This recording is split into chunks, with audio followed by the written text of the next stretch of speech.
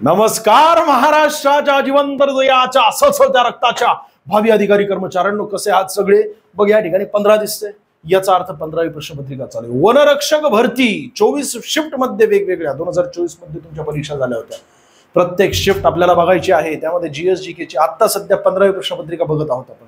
यापूर्वी 14 प्रश्नपत्रिका आपण बघितलेल्या आहेत सुंदररित्या, प्रत्येक प्रश्न आणि त्याचं सखोल विश्लेषण केलेलं आहे. विश्लेषण बघण्याचा फायदा काय असतो सोन्या? एक तर प्रश्न रिपीट होत असतो टीसीएस मध्ये, बरं का, 100% प्रश्न रिपीट होत असतो. प्रत्यक्षात तुला दाखवतो या ठिकाणी कशा प्रकारे प्रश्न रिपीट झालेले आहेत. रिझनिंगचे तर कशा प्रकारे झाले. आज पहिला व्हिडिओ येणार रिझनिंगचा, ठीक आहे, आणि दुसराही व्हिडिओ आजच मी रेकॉर्ड करणार. जबरदस्त आहे ते सुद्धा. 15 प्रश्न ते सुद्धा आपल्याला बघायचे आहेत. मग प्रश्न एक तर रिपीट होत असतात. रिपीट नाही झाले तर कमीत कमी सोन्या पुन्हा त्याच्या आसपासचं जे स्पष्टीकरण असतं त्यावर आपल्याला प्रश्न विचारला जातो. जसा की हा प्रश्न बघा. हा प्रश्न किनारपट्टीच्या लांबीच्या बाबतीत महाराष्ट्राची किनारपट्टी टिंबटिंब आहे. आपल्याला एक तर किनारपट्टीची एकूण लांबी विचारली जात असते. 720 किलोमीटर लांबी आहे. त्याच सोबत एकूण किनारपट्टींचा विचार केला तर 9 राज्यांना किनारपट्टी लागलेल्या आहेत. यापैकी आपल्या महाराष्ट्राचा कितवा क्रमांक लागतो लांबीनुसार? हा प्रश्न एमपीएससी मध्ये, टीसीएस पॅटर्न मध्ये, आयबीपीएस पॅटर्न मध्ये, वेगवेगळ्या एसएससी जीडी मध्ये प्रश्न हा विचारला गेला होता 4थ्या क्रमांकाचे. म्हणून वारंवार प्रश्न रिपीट होणारे जे असतात ना ते लगेच टिपून घेणं गरजेचं. हा सुद्धा आतापर्यंत 10 ते 15 वेळा हा रिपीट झालेला प्रश्न आहे वेगवेगळ्या परीक्षांमध्ये, ठीक आहे. मग याचं योग्य उत्तर काय? चौथा सर्वात लांब. मग संपूर्ण माहिती घेणं गरजेचं. सर्वात पहिलं गुजरात या ठिकाणी दिसतं तुम्हाला बघा, 1700 किलोमीटर आहे.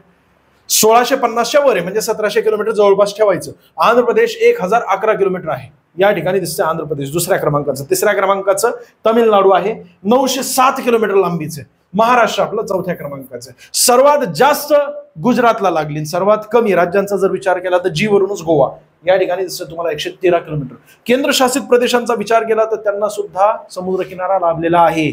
एकूण 8 केंद्रशासित प्रदेशांपैकी 4 केंद्रशासित प्रदेशांना समुद्र किनारा लाभलेला आहे. दादरा नगर हवेली, दीव दमण या केंद्रशासित प्रदेशाला समुद्र किनारा आहे. त्याचसोबत पॉंडिचेरीला आहे. पॉंडिचेरी हे एक केंद्रशासित प्रदेश आहे ना सोन्या, त्याचे एक वेगवेगळे 4 तुकडे झालेले आहेत, 4 वेगवेगळे भाग आहेत. ते आपल्याला बघावं लागेल पुढे ज्यावेळेस आपण मॅपिंगचा अभ्यास करतो. आपल्या बॅच मध्ये आपल्याला सुंदर येतात ते सगळं काही कव्हर करायचंय. दुसरं म्हणजे लक्षद्वीप 54 बेटांचा समूह, हे सुद्धा काय ते समुद्रामध्येच आहे. आणि अंदमान निकोबार द्वीप समूह 572 किंवा 573 बेटांचा समूह. तर हे संपूर्ण समुद्रकिनारा लागलेले असे एकूण 4 केंद्रशासित प्रदेश आहे. त्यापैकी सर्वात कमी समुद्रकिनारा लक्षद्वीपला लागलेला 113 किलोमीटर लांबीचा आहे. 132 किलोमीटर लांबीचा. आणि गोवा 113 किलोमीटर लांबीचा. याचा स्क्रीनशॉट काढून घ्या मित्रांनो. हे चार्ट सुद्धा फार महत्वाचं आहे, वारंवार विचारलं जात असतं. पुढे जाऊया. पुढचा मुद्दा तो म्हणजे एकूण विचारात घेतलं तर राज्य 28 पण 9 समुद्र किनारे लागलेले आहेत, म्हणजे 9 राज्यांना समुद्र किनारे आहेत. दुसरं म्हणजे केंद्रशासित प्रदेश सध्या 8 आहेत. 8 पैकी 4 केंद्रशासित प्रदेशांना समुद्र किनारा लाभलेला आहे. दादरा नगर हवेली, दीव दमण या ठिकाणी यांना समुद्र किनारा आहे. त्याचसोबत या ठिकाणी पॉंडिचेरी आहे, याला सुद्धा समुद्र किनारा आहे. इथे लक्षद्वीप आहे, 132 किलोमीटर लांबीचा समुद्र किनारा या लक्षद्वीपला लागून आहे. आणि इथे अंदमान निकोबार द्वीप समूह 1285 किलोमीटर लांबीचा समुद्र किनारा आहे. पुढे जाऊया. पुढचा महत्वाचा मुद्दा तो म्हणजे मुख्य भूमी एकूण जर विचारात घेतली आपल्या देशाची तर समुद्र किनारा 6100 किलोमीटर लांबीचा लाभलेला या मुख्य भूमीला. पण यामध्ये समजा आपण बेटांचा समूह ऍड केला तर 1417 प्लस जर यामध्ये केले तर 7517 म्हणजे मुख्य भूमी आणि त्याचसोबत बेटांना लागलेला समुद्र किनारा एकत्रित जर आपण विचारात घेतलं तर 7517 किलोमीटर लांबीचा समुद्र किनारा लाभलेला आहे. सोन्या बघ ना, प्रश्न काय विचारला गेलेला आहे. अरे अख्खं सगळं काय पिळून दिलं ना तुला जर लेक्चर आवडत असतील तर लाईक कर, जास्तीत विद्यार्थ्यांना शेअर कर. तुझ्या एका लाईकने सोन्या आम्हाला फार मोटिवेशन मिळत असतं, वस्तुस्थिती सांगतोय.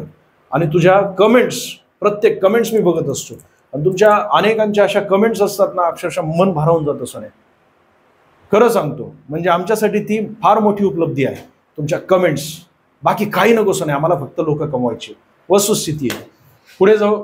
तू म्हणशील की बॅचचं प्रमोशन करतो, तुला घ्यायचं तर घे, नाही घेतलं तरी काय फरक पडत नाही. पण कमीत कमी हे प्रश्न आणि त्याचं सखोल विश्लेषण बऱ्यापैकी बघ आणि एक्स्ट्राची इन्फॉर्मेशन काढ, तुला 100% त्याचा फायदा होईल, ठीक आहे. आणि आवडत असेल लेक्चर तर अशा प्रकारे कमेंट्स कर. पुढे जाऊया. पुढचा मुद्दा तो म्हणजे कोस्टल. हे सगळी माहिती एवढी सोन्या बघ ना, विचारात घे ना. टीसीएस आयबीपीएस मध्ये विचारलं जात असं खडकाळ किनारा, हे एक लक्षात ठेव 11% आहे. दुसरं म्हणजे दलदलीचा किनारा, हे एक लक्षात ठेव, हे एक महत्वाचं आहे. गडूळ फ्लॅट्स वगैरे ते गरजेचं नाही. धूपमुळे हे सुद्धा गरजेचं नाही. बेटावर लोकसंख्या तुम्हाला विचारली जात असेल बरं का. बेट प्रदेशातील एकूण लोकसंख्या 0.44 दशलक्ष आहे. हे सुद्धा लक्षात ठेवा. आणि किनारी राज्य आणि केंद्रशासित प्रदेशांची एकूण लोकसंख्या किती आहे तर 560 दशलक्ष आहे. हे एक लक्षात ठेवा. लगेच टिपून घ्या. पुन्हा एकदा सांगतो, 1, 2, 3 आणि 4 हे लगेच टिपून घ्या तुम्ही तुमच्या नोट्समध्ये. 100% तुम्हाला यावरच प्रश्न विचारला जाईल. ठीक आहे, पुढे जाऊया. पुढचा मुद्दा तो म्हणजे काय, इथे दिसते बघा वेगवेगळे किनारे आणि त्यांना नावं. गुजरातला कच्छ किनारा असं म्हटलं जात असतं, महाराष्ट्राच्या किनाऱ्याला कोकण असं म्हटलं जात असतं, गुजरातच्या किनाऱ्याला काठियावाड आणि त्याचसोबत कच्छ किनारा असंही म्हटलं जात असतं, कर्नाटकच्या किनाऱ्याला कराईकल असं म्हटलं जात असतं, इथे मलबार असं म्हटलं जात असतं, कोरोमंडल तमिळनाडूच्या किनाऱ्याला म्हटलं जात असतं, आंध्र प्रदेशच्या उत्तर सिरकार असं म्हटलं जात असतं, उत्कल किनारा हा ओडिसाच्या किनाऱ्याला म्हटलं जात असतं, पश्चिम बंगालच्या सुद्धा किनाऱ्याला उत्कल किनारा असं म्हटलं जात असतं. भारतातील किनारी प्रदेश, पूर्व किनारी प्रदेश आणि पश्चिम किनारी प्रदेश एकूण राज्य किती आहेत तर 9 राज्यांना समुद्रकिनारा लाभलेला आहे. पुढे जाऊया बघा. जालियनवाला बाग राष्ट्रीय स्मारक अधिनियम टिंब साली मंजूर करण्यात आला. आतापर्यंत आपण 15वी प्रश्नपत्रिका बघितलेली आहे. 1 ते 15 या प्रश्नांमध्ये तुम्हाला जालियनवाला बाग हत्याकांड यावर 2 ते 3 प्रश्न आलेले आहेत आतापर्यंत. त्याचसोबत रौलेट कायदा यावर तुम्हाला 2 ते 3 प्रश्न आलेले आहेत. याचा अर्थ काय सोन्या, तुला असहकार आंदोलनाच्या पूर्वीची पार्श्वभूमी माहिती असायला पाहिजे. पूर्वीची पार्श्वभूमी म्हणजेच रौलेट कायदा. हा रौलेट कायदा पारित करण्यात आला होता 1919ला. याला काळा कायदा म्हणून ओळखलं जायचं. आणि हा कायदा जो आहे यातील 2 महत्वाच्या तरतुदी फार महत्वाच्या आहेत आपल्यासाठी. त्या कोणत्या तर बघा, वॉरंट विना कोणालाही अटक करता येईल आणि दुसरं म्हणजे खटल्याशिवाय तुरुंगात टाकण्याचा अधिकार. कोणत्याही व्यक्तीला त्या ठिकाणी तुरुंगात टाकण्याचा अधिकार मिळाला होता. या कायद्यानुसार अटक आणि नजर कैद त्याचसोबत आपले जे हे असतात की नाही घराची झडती, डायरेक्टली घरात घुसून झडती करता येत होती. न्यायालयाचा अभाव होता यामध्ये, म्हणजे न्यायालयात जाता येणार नाहीये. या कायद्याच्या विरोधात समजा एखाद्याला अटक करण्यात आली, मूलभूत अधिकाराचं हनन होत असेल तर न्यायालयात त्या ठिकाणी दाद मागता येत नाही. आज कसं 32वा कलम आपल्याला संरक्षण प्रदान करत असतो. समजा एखाद्याला नजर कैदेमध्ये किंवा एखाद्याला पोलिसांनी उचलून कुठेतरी ठेवून दिलेलं आहे आणि तिथे त्याची डायरीमध्ये सुद्धा एंट्री केलेली नाहीये, अशा वेळेस आपण स्थान प्रतिबंधता कायद्याअंतर्गत जर त्यांनी अटक केली असेल तर तो वेगळा भाग झाला. परंतु हेबियस कॉर्पस 32वा कलम आहे. आपण उच्च न्यायालयात, सर्वोच्च न्यायालयात किंवा न्यायालयात जाऊन त्या ठिकाणी आमचा व्यक्ती अटक केलेला आहे, तो समोर आमच्या कारण काय त्याचं ते आम्हाला सांगा. बरोबर आहे ना. मग सर्वोच्च न्यायालय आदेश देत असतं पोलिसांना की त्या व्यक्तीला माझ्या समोर हजर करा. ते 32(1) कलमामध्ये दिलेले आहे. असे 5 रिट्स असतात 32व्या कलमामध्ये. ते पॉलिटीमध्ये तुम्हाला शिकायचं. तर अशा प्रकारे आज आहे, पण पूर्वी तसं नव्हतं. पूर्वी 1919चा रौलेट कायदा काळा कायदा होता. कोणालाही डायरेक्टली अटक करता येईल बिना वॉरंट शिवाय, आणि खटला न चालवता त्याला तुरुंगात डांबून ठेवायचं. तशाच प्रकारे असे 2 भयानक तरतुदी त्यामध्ये होत्या 1919च्या कायद्यामध्ये. आणि त्यामुळे याच्या विरोधात जालियनवाला बाग संपूर्ण अशा प्रकारे पसरलेला हा बाग आहे. इथे अशा प्रकारे रस्ता आहे हा. ठीक आहे. हा जो रस्ता आहे ना, हा अतिशय निमुळता रस्ता होता. इथे विहीर होती. सगळे इमेजेस मी तुम्हाला पुढे दाखवतो. अगोदर समजून घ्या कन्सेप्ट. इथे एक स्टेज होतं. स्टेजवर काही लोक उभी होती, नेती, आणि इथे 1600 लोक एकत्रित आली होती. 1600 लोक एकत्रित आलेली आहे म्हणून जनरल डायर नावाचा जो कमांडर आहे त्याने 150 सैनिक त्यासोबत ठेवले. यातील 50 सैनिक इंग्रज होते, 100 सैनिक सुद्धा भारतीय होते. आणि ह्या सगळ्यांना या ठिकाणी आतमध्ये तैनात केलं असं, आणि ऑर्डर दिली फायरची ऑर्डर दिल्याबरोबर 1600 लोक होती म्हणून 1600 राऊंड फायर त्यांनी आपल्या सोबत घेतले होते. यामध्ये 1100 पेक्षा अधिक लोक मारली गेली. खऱ्या अर्थाने बघितलं तर सरकारने त्या ठिकाणी 500-550 लोक मारली असं अधिकृत आकडा सांगितलेला आहे, परंतु प्रत्यक्षात 1100 पेक्षा अधिक लोक मारली गेली होती.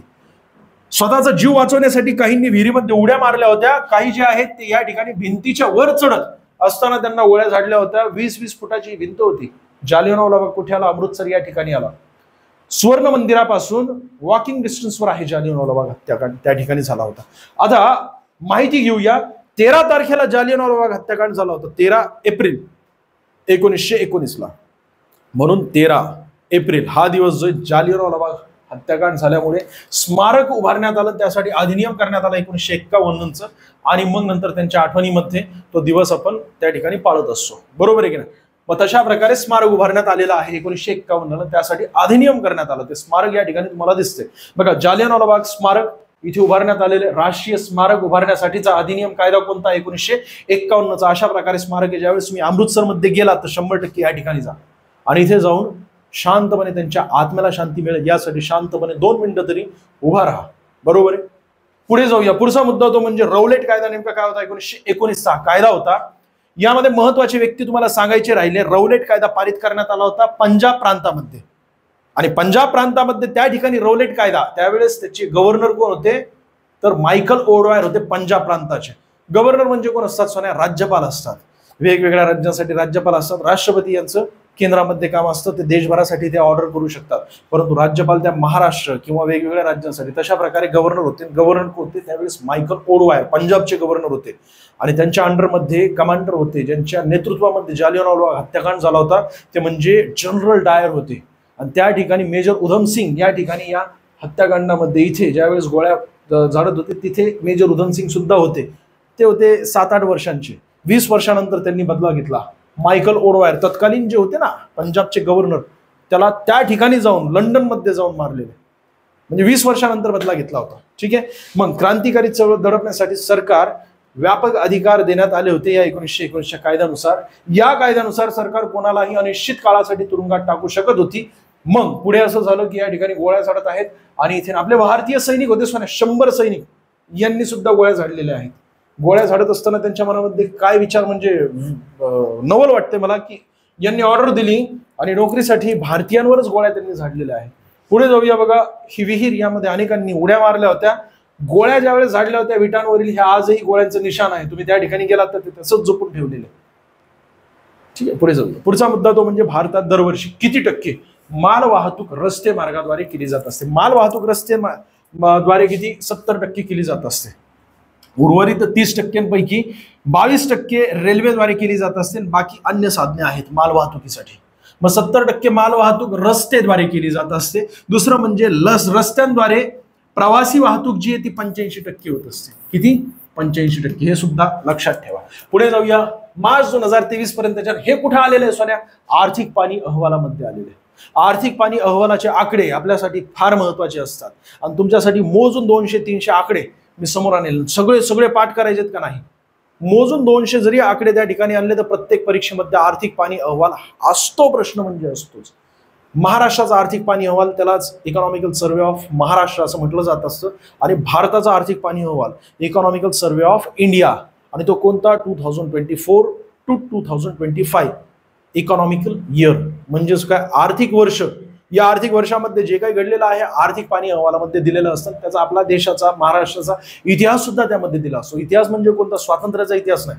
इतिहासामधील जे जागा आहेत किंवा जे आकडे आहेत ते पूर्वीचे सगळे आकडे, भूतकाळातील आकडे, ते जसे जसे त्या ठिकाणी ऍड केलेले असतात आणि ते आपल्याला महत्वाचे असतात, वाचण्यासाठी उपयोगाचे असतात. आणि करंट अपडेटेड सुद्धा आकडे त्या ठिकाणी असतात. परीक्षेमध्ये तिथूनच आकडे उचलले जात असतात. आकडेवारीवर तुला प्रश्न आला तर आर्थिक पाणी अहवाल, ज्या ठिकाणी आकडेवारीवर प्रश्न आलेला आहे तो प्रश्न तू सोडून देत असतो, तिथेच तू मागे राहत असतो सोन्या. 15 पैकी 2-3 प्रश्न असे असतातच आणि ते आपल्या हक्काचे असतात, ते मिळवायचे असतात. तेव्हाच तुम्हाला 15 पैकी 14, 12, 13 मार्क पडतील. 13+ मार्क पडले, चांगले मार्क पडलेले आहेत. 13च्या खाली मार्क पडले तो तळ्यात मळ्यात आहे सोन्या. तो सिलेक्शनात थोडीशी अवघड अडचण येईल. तुला 7 आणि 8 मार्क पडत असतील तर तू नाच सोडून दे, अजिबात करू नकोस. वर्षभर तू नुसता टाइमपास करत असेल, लायब्ररीमध्ये जाऊन ते सगळं काय वाचणं गरजेचं, प्लॅनिंग करणं गरजेचं, त्यावेळेस तेवढे मार्क मिळतात. नाही तर उगाच तुला 7 आणि 8 मार्क पडत असतील तर नाच सोडून दे, उगाच टाइमपास करू नकोस. करायचं असेल तर इमानदारीत चांगल्या प्रकारे असं कर. मार्च 2023 पर्यंतच्या माहितीनुसार महाराष्ट्रातील यापैकी कोणत्या ठिकाणी जस्त धातूचा साठा होता? अरे धरू तुला शिकवलंय अगोदरच, नागपूरमध्ये आहे. बरं, या व्यतिरिक्त अजून आपल्या महाराष्ट्रात खनिज संपन्न प्रदेश कोठे कोठे आहे? बरं, जस्तचा साठा ज्याप्रमाणे आपल्या महाराष्ट्रात नागपूरमध्ये सर्वात जास्त आहे, त्याचप्रमाणे अख्ख्या देशामध्ये राजस्थानमध्ये सर्वात जास्त आहे जस्तचा साठा. त्या व्यतिरिक्त अजून नागपूर विभागामध्ये 60% खनिज संपन्न प्रदेश आहे मित्रांनो. आपल्या महाराष्ट्रातून जेवढं खनिज उत्पादन केलं जात असतं त्यापैकी नागपूरमधून सर्वात जास्त खनिज जमिनीतून बाहेर काढलं जात असतं. दुसऱ्या क्रमांकाचं या ठिकाणी दिसतंय कोकण, तिसऱ्या क्रमांकाचं अमरावती आहे, चौथ्या क्रमांकाचं छत्रपती संभाजीनगर इथून चून खनिज असं काढली जात असते. 5व्या क्रमांकाचं पुणे प्रशासकीय विभाग आहे. सर्वात शेवटी नाशिक प्रशासकीय विभाग. तुम्हाला काय लक्षात ठेवायचं? सर्वात कमी खनिज नाशिक प्रशासकीय विभागामध्ये आहे, सर्वात जास्त खनिज नागपूर प्रशासकीय विभागामध्ये. विदर्भाचा विचार केला तर एकूण 70% खनिज विदर्भामधून आपण काढत असतो जमिनीच्या आतून. पुढे जाऊया. हे सगळे काय लिस्ट दिसत आहेत, यामध्ये तुम्हाला स्क्रीनशॉट काढून घ्यायचा. लोह खनिज सरसकट सगळं पाठ करत बसू नको सोन्या. फक्त चंद्रपूर, गडचिरोली 2 जरी तू लक्षात ठेवले तरी लय झालं. बॉक्साईट साठी सिंधुदुर्ग लक्षात ठेव, रत्नागिरी म्हणजे कोकण अख्खं, आणि कोकणातील दक्षिण कोकण महत्वाचं आहे. मॅग्नीज साठी मॅग्नीजचा पट्टा असतो, तो मॅग्नीजचा पट्टा कुठे आहे? या ठिकाणी बघ. इथे नागपूर, भंडारा आणि गोंदिया मॅग्नीजचा पट्टा, आणि हा सरळ जातो पुढे छोटा नागपूरच्या पठारापर्यंत जात असतो. मध्य प्रदेशमध्ये सुद्धा आहे. पण मॅग्नीजचं एकूण साठ आपल्या महाराष्ट्रात किती? 40% साठा आहे अख्ख्या देशाचे. सर्वात जास्त मॅग्नीज आपल्या महाराष्ट्रात आहे मॅग्नीजचा जर विचार केला तर, म्हणजे राष्ट्रीय स्तरावर. मग तशा प्रकारे तुम्हाला वाचावं लागेल. चुनखडी म्हटलं तर आत्ताच मी बोललो तुला, यवतमाळ, चंद्रपूर, नागपूर, गडचिरोली, सिंधुदुर्ग, रत्नागिरी, सांगली, सातारा, काही प्रमाणात. मग हे अहमदनगरमध्ये सुद्धा आहे, यवतमाळमध्ये सर्वात जास्त आहे. सर्वात जास्त फक्त लक्षात ठेव यवतमाळ. पुढे जाऊया. Chromite Bhandara, dolomite Nagpur, kyanite Bhandara, quartzite Bhandara, barite. अरे हे नको लक्षात ठेवू, जिंदगीमध्ये तू जरा समजून घे, नुसताच पाठ करत बसत असतोस. अरे हे विचारणार आहे तुला, इथपर्यंत ठीक आहे ना, क्रोमाइट पर्यंत ठीक आहे, त्याच्या खालचं अजिबात नको. माझं काम आहे द्यायचं तुला सगळं. शिक्षकांचं काम काय असतं? तुला भरू द्यायचं. आणि तुझं काम काय असतं? प्रश्नपत्रिका अनालिसिस करून मला जेवढं पाहिजे तेवढं घ्यायचं. किंवा तू उगाच दाबू खातो यार, सकाळी तुला त्रास होईल, 2-3 दिवस तुला त्रास होईल, तू मंद होशील. तसं करू नकोस. जेवढं तुला पाहिजे तेवढं घे ना. या ठिकाणी हे तुला कसं कळेल? मागच्या प्रश्नपत्रिका अनालिसिस केल्यानंतर हे सुद्धा मी दिलेलं आहे तुला. पण यातलं तुला काय घ्यायचं? तांबे महत्वाचं आहे, विचारलं जातंय ना सोने, गारगोटी वगैरे नाही. अभ्रक महत्वाचं आहे, संगमरवर धरू विचारतात नागपूर. टंगस्टन एक महत्वाचं आहे नागपूर. बाकी जिप्सम, हे जिप्सम एक महत्वाचं आहे पुणे. बस लय महत्वाचं एवढंच आहे. बाकी हे सगळं काही चिनी माती वगैरे तसलं काही विचारलं जात नाही. लय कमी आहे रे चिनी माती, आणि ते कमी असल्यामुळे आपल्याला विचारणार आहेत का? नाही विचारणार. जे महत्वाचं आहे संगमरवर 100% महत्वाचं आहे ना. सर्वात महाग दगड म्हणलं तर संगमरवरचं दगड असतं ते. पुढे जाऊया. वित्त पुरवठ्याच्या संकल्पनांमध्ये खालीलपैकी कशाचा सर्वाधिक तरल वित्त मापन म्हणून देखील ओळखला जात असतो? तरल म्हणजेच काय? लगेच तरल म्हणजे त्याचं रूपांतर पैशामध्ये होते का, ते महत्वाचं आहे. आणि मग तुम्हाला M1, M0 पासून ती संकल्पना आहे मी आणलेली ती. पण हे फक्त कसं की तुला वाचून समजून सांगण्यापेक्षा बऱ्यापैकी एक्सप्लेनेशन द्यावं लागेल. त्यासाठी मला तुला उदाहरणं सांगावी लागतील. जसं की माझी बँक आहे म्हणजे भैसडे बँक आहे समजा. बंड्या आलेला आहे, त्याने पैसे काय ठेवलेलेच. ते पैसे किती? समजा 1000 रुपये ठेवलेले. वर्षभर त्याने काय केलं तर सॅलरीमधून काही पैसे वाचवले, माझ्या बँकेमध्ये ठेवले. मी त्याला काय सांगितलं, एका वर्षाचे तुला मी 5% व्याजदर देईल. म्हणजेच काय, पुढच्या वर्षी मी तुला किती देणार आहे तर 1050 रुपये देणार आहे. ठीक आहे. मग टिल्या माझ्याकडे आला, बंड्याने माझ्याकडे वर्षभरासाठी ठेवलेले, लॉक करून ठेवलेले पैसे. त्याचं मी काय करेल, मार्केटमध्ये तो पैसा होते. कारण माझ्याकडे फक्त मी सांभाळण्यासाठी ठेवलेले का तर नाही, त्या पैशाचा वापर दुसरे व्यक्ती करतील, त्या बदल्यात मला जास्त व्याज देतील. यासाठी मी माझी बँक उभारलेली आहे. याचा अर्थ टिल्या माझ्याकडे आला, टिल्या म्हणलं मला पानटपरी चालू करायची, कॉलेजच्या समोर पानटपरी चालू कर, लय चालती. तिथं मुलं असतात, गप्पा गोष्टी असतात, मावा घासतात, मी गाणे बिने लावतो. ज्यावेळेस कॉलेज सुटतं ती बाहेर येते, मग तुम तो ठहर परदेसी साथ क्या निभाओगे, ती आपली कॉलेजच्या बाहेर आली की लगेच ते गाणं चालू असतं. आणि मग नंतर साथ क्या जसं ते साथ क्या निभाओगे हे वाक्य येतं ना, तसं ती लगेच बघते अशी, मग नंतर पुढे जाते. अगोदर चाकचूक करते बरं का मैत्रिणीसोबत उगाच. मग अशा प्रकारची मला पानटपरी कुठे, कॉलेजच्या समोर चालू करायची, आणि तिथे बऱ्यापैकी इन्कम असणार आहे. आणि मला त्यासाठी 1000 रुपये पाहिजेत. मी देऊन टाकले त्याला 1000 रुपये. पण देत असताना त्याला काय सांगितलं, 1 वर्षाचे मी 1000 रुपयाचे किती रुपये घेणार, रिटर्न करत असताना 10% व्याज जर घेणार आहे. मग तो काय देईल, ठीक आहे काय अडचण नाही, रिटर्न करत असताना 1100 रुपये रिटर्न करणार आहे. याला मला किती रुपये द्यायचे सोन्या बंड्याला, 1050 द्यायचे. त्याच्याकडून मी किती रुपये घेणार आहे, 1100 रुपये घेणार आहे. राहिले किती, 50 रुपये वर्षभराचं माझं आहे ना, तो प्रॉफिट आहे. म्हणून तर मी बँक ओपन केलेली आहे. काही न करता फक्त याच्याकडून पैसे घ्यायचे, त्याला द्यायचे. मग तो काय करेल, त्यावर पानटपरी चालू करेल. पानटपरी चालू केल्यानंतर पैसे कमवेल. पैसे कमवल्यानंतर अजून त्याची सेव्हिंग त्या ठिकाणी वाढेल. म्हणजे पैशाला पैसा लागून वाढत वाढत जात असतो.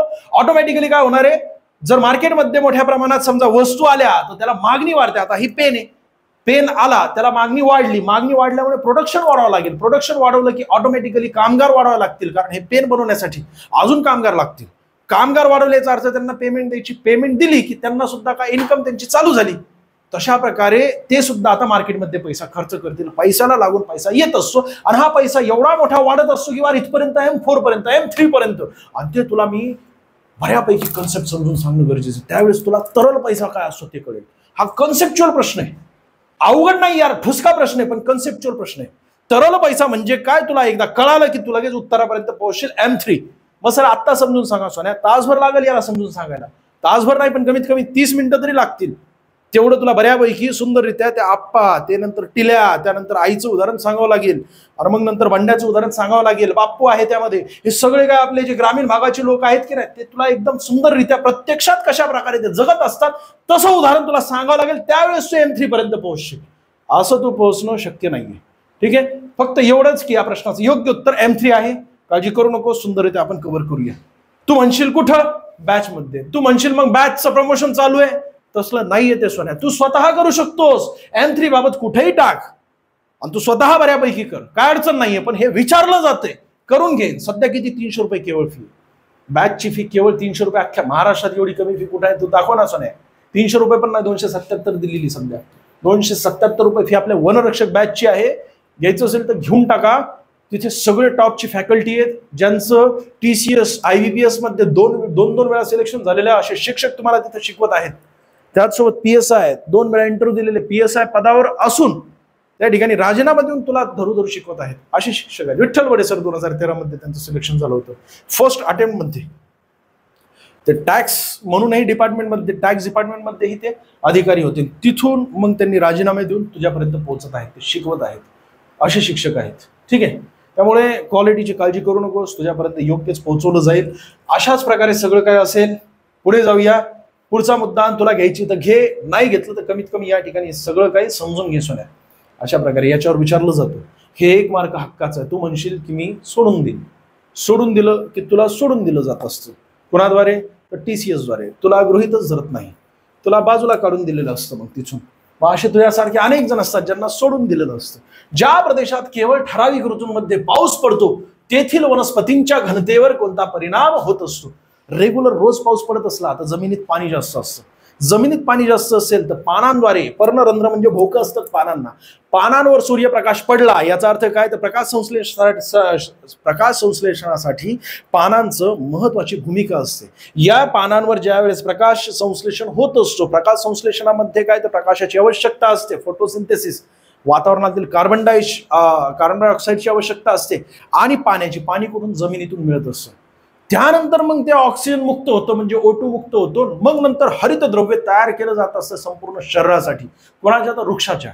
पण या सर्व प्रक्रियेमध्ये केवळ प्रकाश पडतोय का? याच्यावर नाही, प्रकाशासोबत उष्णता सुद्धा आहे. आणि उष्णता काय करते सोन्या? उष्णतेमुळे शरीरातील पाणी बाष्पीभवन होत आहे. याच भोकांद्वारे बाष्पीभवन वातावरणामध्ये पाणी चाललेलं. शरीरातील पाणी गेलं तर ते झाड काय करतं? जमिनीतून पाणी ओढायचा प्रयत्न करत असतं. पण जमिनीत जर पाणी नसेल तर ते झाड पानं सोडून देत असतं. पानं सोडून देऊन म्हणजे जगायचा प्रयत्न करत असतं डार्विनच्या सिद्धांतानुसार. तरी सुद्धा जमिनीत लईच कमी पाणी आहे, बाष्पीभवन, टेम्परेचर जास्त असेल तर ते झाड मरून जातं. मग कालांतराने पाऊस पडतं, मग पुन्हा ते झाड उगवायचा प्रयत्न करत असतं, पुन्हा ते मरत असतं. बऱ्यापैकी त्याची वाढ होते का? वाढ होण्यापूर्वीच ते मरतंय, संपतंय. वाढ होण्यापूर्वीच ते मरतंय, संपतंय. याचा अर्थ काय? तर तिथे घनता ऑटोमॅटिकली कमी कमी होत जाते. पर्याय क्रमांक 1 याचं योग्य उत्तर आहे. ज्या ठिकाणी पाऊस ऋतूनुसार पडत असतो, वर्षातून काही 2-3 महिने, आपल्या महाराष्ट्रात अशा प्रकारचा पाऊस पडत असतो. म्हणून महाराष्ट्रात जास्तीत जास्त वने कशा प्रकारची? तर काटेरी वने आहेत. काटेरी वने आहेत. एकच मिनिट, मी फॅन चालू करतो सोन्या.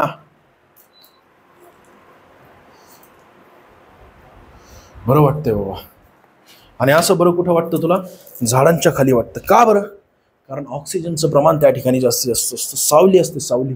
जिंदगीत नुसते तू सावली घेतोय सोन्या. फळं पण चाखत जा. फळं चाखत जा म्हणजेच काय? तर नुसता अभ्यास करू नकोस, पोस्ट सुद्धा मिळवून, पोस्ट मिळवण्यासाठी प्रयत्न कर. कमी प्रमाण असतं. मग सर्वात जास्त पाऊस कुठे पडतो? आपल्या पृथ्वीत. विषुववृत्त म्हणजे पृथ्वीला 2 भागांमध्ये विभाजित करणारी रेषा असते. विषुववृत्ताच्या उत्तरेला 5 डिग्री अक्षवृत्त, दक्षिणेला 5 डिग्री अक्षवृत्त. रोज पाऊस पडतो या ठिकाणी. रोज म्हणजे किंवा दुपारी 1-2 तास रोज पाऊस पडत असतो. कारण दुपारीच का पडतो? जमीन तापते. जमीन तापल्यावर हवा हलकी होते, आसपासची हवा एकत्रित येत असते. आसपासची हवा एकत्रित येत असताना ढग असतात त्यामध्ये, आणि हे ढग धडकतात पर्वतांना, मग पाऊस पडत असतो. आणि अशा प्रकारचा चक्रीवादळी पाऊस असतो, आवर्त पाऊस असतो, प्रत्यावर्त पाऊस असतो, आरोह असतो. आरोहलाच अभिसरण असं म्हटलं जात असतं. प्रत्यावर्त पाऊस असतो, प्रतिरोध प्रकार किती. मग हे अशा प्रकारचे पाऊस या ठिकाणी सर्वात जास्त पडत असतात. म्हणून उष्णकटिबंधीय सदाहरित वने ज्यांची पानच गळत नाहीत. कारण पानं का गळत असतात? स्वतः डार्विनच्या सिद्धांतानुसार स्वतःला जगण्यासाठी अनुकूलता. प्रत्येक जीव स्वतःमध्ये तशा प्रकारचे बदल घडवून आणत असतो आणि म्हणून पानं सोडून देत असतात. पण इथे पानं सोडून द्यायची गरज आहे का? नाही. जरी टेम्परेचर जास्त असलं तरी जमिनीत जास्त पाणी असल्यामुळे बाष्पीभवन झालं शरीरातील पाणी. तुला कळतंय की नाही काय माहित, फक्त एवढंच समजून घे, ज्या ठिकाणी पाऊस कमी असतो त्या ठिकाणी कमी प्रमाणे म्हणजे तिथे घनता कमी असते वृक्षांची. आणि हे सगळं काही अशा प्रकारे या ठिकाणी तुला लक्षात ठेवावं लागेल. महाराष्ट्र राज्य वार्षिक पर्जन्यमान, जास्त पावसाचा प्रदेश इथे. का बरं? कारण सह्याद्री पर्वत आणि इथे येणारे वारे अडवले जात असतात, धडकतात, आणि मग इथे पाऊस पडत असतो. परतीचा पाऊस या ठिकाणी पडत असतो. इथे सुद्धा जास्त पाऊस असतो. कुठे? तर गाविलगडच्या टेकड्या, इथे अस्तंबा वगैरे त्या ठिकाणी जास्त पाऊस पडत असतो, नंदुरबार. बाकी या ठिकाणी हे जे पांढरं दिसतं ना, इथे फार कमी पाऊस पडतो. त्याचं कारण काय? तर हे सह्याद्री पर्वत, इथे अडवलं जातात वारे, म्हणून पर्वतावर पाऊस पडत असतो, कोकणात पाऊस पडत असतो. परंतु हक्काचा जो इथला पाऊस आहे ना, हा सगळा पाऊस इथंच पडून जात असतो. मग वारे कसे? तर मोकमोकळे असतात. ढगांची त्या ठिकाणी संख्या कमी असते, ढग असले तरी सुद्धा ते पांढरे असतात. आणि मग इथे पुन्हा ढगांची संख्या वाढत जात असते, मग इथे पाऊस पडत असतो. कारण वातावरणामध्ये मुळात बाष्प असतोच ना, मग थोडं पाऊस पडत असतो. परतीच्या वाऱ्यांमुळे या ठिकाणी पाऊस पडत असतो. म्हणून गडचिरोलीमध्ये सर्वात जास्त घनता आहे वनांची. इथे 2 नंबरची घनता आहे सिंधुदुर्गमध्ये. सर्वात जास्त पाऊस कुठे? आंबोली या ठिकाणी पडत असतो. पुढे जाऊया बघा. भारतातील वनांचे प्रकार तुम्हाला समजून घेणं गरजेचं आहे, त्याचा अभ्यास करायचा. सिलेबसचा एक महत्वाचा पॉईंट मी तुमच्या समोर आणलेला आहे, तो तुम्हाला अभ्यास करावा लागेल. दुसरं म्हणजे महाराष्ट्रातील वनांचा प्रकार तुम्हाला समजून घेणं गरजेचं आहे.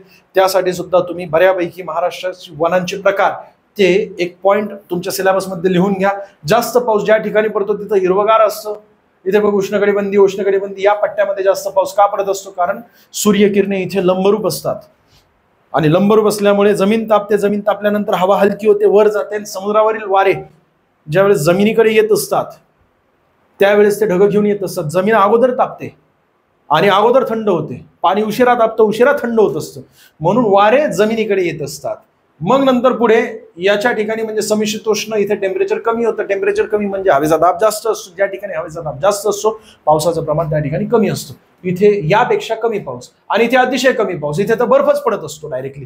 वातावरणातील बाष्प त्याचं रूपांतर बर्फामध्ये होतं, इथे बर्फ पडत असतो. पुढे जाऊया. महाराष्ट्रातील कोणत्या? तर पश्चिम महाराष्ट्रातील सह्याद्री टेकड्यांची सरासरी उंची किती आहे? आणि कितीदा सह्याद्री पर्वतावर प्रत्येक प्रश्नपत्रिकेत एक प्रश्न विचारला गेलेला. तुला तिथं जाऊन काम करायचं सोने. वनरक्षक भरतीमध्ये तू अभ्यास करतोय, वनसेवक म्हणून त्या ठिकाणी तुला जाऊन काम करायचं. तर वनांचे प्रकार, वन आपल्या देशात कुठे, महाराष्ट्रात कुठे कुठे आहेत? सर्वात जास्त घनता या ठिकाणी दिसते ना तुला. प्रदेशाचा विचार केला तर पश्चिम घाटावर सर्वात जास्त घनता आहे वनांची, आणि जिल्ह्याचा विचार केला तर या ठिकाणी गडचिरोलीमध्ये सर्वात जास्त वन आहे. त्याचसोबत राष्ट्रीय उद्यानांचा अभ्यास करा, रामसर करारांचा अभ्यास करा. आपल्या महाराष्ट्रातील कोणकोणते आहेत? अभयारण्य तुम्हाला माहिती असायला पाहिजे. सर्वात मोठं कोणतं, सर्वात छोटं कोणतं? हॉटस्पॉट कोणकोणते आहेत जैवविविधतेचे ते तुम्हाला माहिती असायला पाहिजे. त्यातलं आपल्या महाराष्ट्रात असलेलं एकमात्र हॉटस्पॉट ते म्हणजे सह्याद्री पर्वत, म्हणून तुम्हाला विचारलं जातं. सह्याद्री पर्वताला अख्ख्या भारतामध्ये पश्चिम घाट असं म्हटलं जात असतं. पश्चिम घाटाची सरासरी उंची 1600 मीटर, आणि सह्याद्री पर्वताची सरासरी उंची म्हणजे पश्चिम घाटालाच आपल्या महाराष्ट्रात सह्याद्री पर्वत असं म्हटलं जातं ना, मग सह्याद्री पर्वताची सरासरी उंची आहे 1200 मीटर. दुसरं म्हणजे सह्याद्री पर्वतावरील सर्वोच्च शिखर कळसुबाईचं शिखर आहे. पश्चिम घाटावरील सर्वोच्च शिखर जर तुम्हाला विचारलं तर अन्नाईमुडी 2000 किंवा 2695 2695 असं लक्षात ठेवलं तरी चालेल. अन्नाईमुडी संपूर्ण पश्चिम घाटावरील. पण महाराष्ट्रातील केवळ सह्याद्री पर्वताची सर्वोच्च स्थान कोणतं? तर कळसुबाईचं शिखर आहे 1646 मीटर. अजून काय राहिले सोन्या? 1600 किलोमीटर एवढी लांबी उत्तर दक्षिण. आपल्या महाराष्ट्रात या सह्याद्री पर्वताची 440 किलोमीटर लांबी आहे. काय राहिलं असेल तर तूच सांग, कमेंट्स कर, तेही आपण कंप्लीट करू. बघ ना कोणकोणत्या ठिकाणी किंवा कोणकोणत्या राज्यांमध्ये सह्याद्री पर्वत पसरलेला आहे. सह्याद्री पर्वत म्हणजे पश्चिम घाट गुजरातमध्ये आहे, महाराष्ट्रात आहे, त्यानंतर गोव्यामध्ये, कर्नाटकमध्ये, इथे केरळमध्ये सुद्धा. केरळ आणि तमिळनाडू यांच्या दरम्यान सुद्धा दक्षिण उत्तर पसरलेला आहे. त्याला असं निलगिरी पर्वत असं म्हटलं जात असतं. निलगिरी पर्वतालाच इलायची पर्वत असं म्हटलं जात असतं, आणि ते केंद्रांच्या परीक्षेमध्ये विचारलं जातं. पुढीलपैकी इलायची पर्वत किसको कहा जाता है? तो वो नीलगिरी पर्वत को कहा जाता है. नीलगिरी पर्वत का सर्वोच्च शिखर अगर आपको पूछा जाए तो वो दोड़ा बेट्टा है दोस्तों. दोड़ा बेट्टा की कुल ऊंचाई ये भी आपको पूछी जाती है, तो 2635 के लगभग उसके आसपास है. तो ये आपको पूरा अच्छे से समझना जरूरी है. उत्तर दक्षिण आपको ये विस्तार समझना जरूरी है. कौन कौन से राज्यों से ये जो सह्याद्री पर्वत है, जिसको पूरे देश में पश्चिम घाट कहा जाता है, मतलब वेस्टर्न घाट कहा जाता है, तो आपको समझना जरूरी है. ठीक है, आगे जाएंगे. यहाँ पे सब कुछ इन्फॉर्मेशन दी गई है, इसका आप एक बार स्क्रीनशॉट निकालिएगा और उसके साथ साथ मेरा भी निकालिएगा. मतलब सर ने कहा था कि इस पर सवाल आएगा और आया, बराबर है ना। आगे जाएंगे, देखिए नेक्स्ट क्वेश्चन आपके सामने दिख रहा है। 2011 जनगणनेच्या नुसार खालीलपैकी कोणत्या राज्यात लोकसंख्येची घनता सर्वात जास्त आहे? सर्वात जास्त लोकसंख्या यूपी मध्ये, सर्वात कमी लोकसंख्या तुम्हाला विचारले तर सिक्कीम मध्ये, क्षेत्रफळाने सर्वात मोठा राज्य राजस्थान, क्षेत्रफळाने सर्वात छोटा राज्य तो म्हणजे गोवा आहे। सर्वात जास्त लोकसंख्या झाल्यानंतर सर्वात जास्त घनता, घनता म्हणजे काय, 1 किलोमीटर स्क्वेअर मध्ये राहणारी एकूण लोकसंख्या, ऍव्हरेज जेवढा क्षेत्रफळ असतं त्या राज्याचं त्यानुसार त्यामध्ये जेवढी लोकसंख्या राहते त्यांना डिवाइड केलं जात असतं किती क्षेत्रफळ आहे त्या राज्याचं, त्यानुसार मग अंदाज काढला जात असतो। तर घनता म्हणजे त्या 1 किलोमीटर स्क्वेअर मध्ये एकवटलेली लोकसंख्या, सर्वात जास्त घनता बिहारमध्ये। मग सर बिहारमध्ये का बरं एकवटलेली आहे? त्या ठिकाणी इंडस्ट्रियलायझेशन झालेले का, त्या ठिकाणी मोठमोठे कॉलेजेस आहेत का, त्या ठिकाणी जॉबची ऑपॉर्च्युनिटी आहे का? तसलं काही नसताना त्या ठिकाणी त्याचं कारण असं आहे, पहिलं म्हणजे जॉब नसल्यामुळे लोकसंख्या वाढत चाललेली आहे, दिवसभर काही काम धंदेच नाहीये। दुसरं म्हणजे या ठिकाणी गंगा नदी वाहत असते, गंगा नदीच्या आसपास सुपीक प्रदेश असतो, कारण गंगा नदी काय करते, स्वतःसोबत मोठ्या प्रमाणात गाळ घेऊन येत असते। हा गाळाचा प्रदेश अतिशय सुपीक असतो। सुपीक प्रदेश म्हणलं तर तिथे उत्पादन जास्तीत जास्त घेतलं जाऊ शकतं, कच्चा माल जास्तीत जास्त मिळू शकतो, आणि म्हणून पूर्वीपासून त्या ठिकाणी एकवटलेली लोकसंख्या, आपला प्राचीन इतिहासाचा अभ्यास जर सुरुवात केली 16 महाजनपदाचा, तर पाटलीपुत्र पटनाला म्हटलं जात असतं, पाटलीपुत्र मगधची राजधानी सोन्या, आणि मगध 16 महाजनपदांपैकी सर्वात स्ट्रॉंग महाजनपद म्हटलं तर मगध महाजनपद आहे, आणि म्हणून बिहारमध्ये एकवटलेली लोकसंख्या, प्राचीन इतिहास आहे बिहारला, ठीक आहे। मग सर्वात कमी घनता असलेलं राज्य अरुणाचल प्रदेश आहे, सर्वात जास्त लिंग गुणोत्तर केरळमध्ये, सर्वात कमी लिंग गुणोत्तर, सर लिंग गुणोत्तर काय असतं, 1000 पुरुषांमागे महिलांची एकूण संख्या विचारात घेतली जात असते, आणि त्यामध्ये 0 ते 6 वयोगटातील सुद्धा लिंग गुणोत्तर असतं, ते म्हणजे भविष्याची परिस्थिती दर्शवत असतं।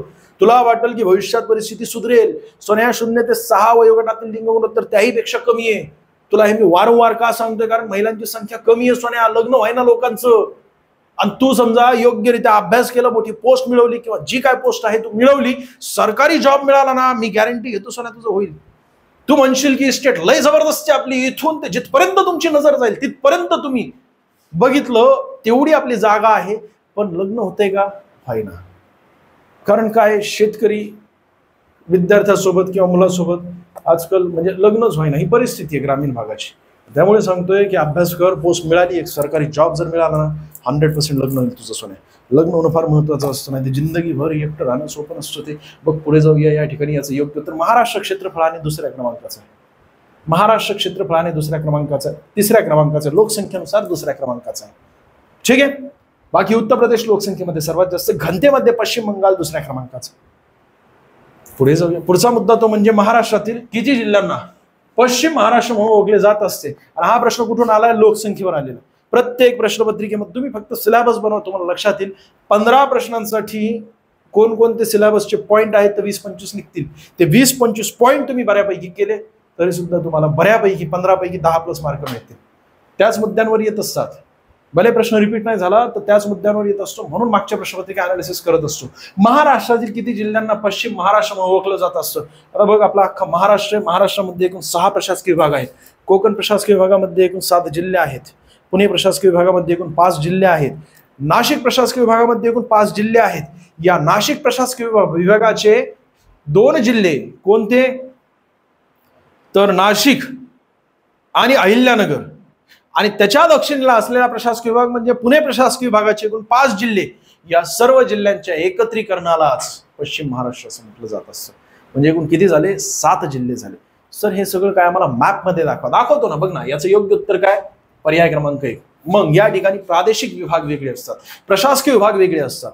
प्रादेशिक विभागांचा विचार केला तर कोकण आहे 7 जिल्हे, पश्चिम महाराष्ट्र म्हणलं तर या ठिकाणी नाशिक आणि अहिल्यानगर हे 2 जिल्हे जे आहेत ते नाशिक प्रशासकीय विभागाचे आहेत।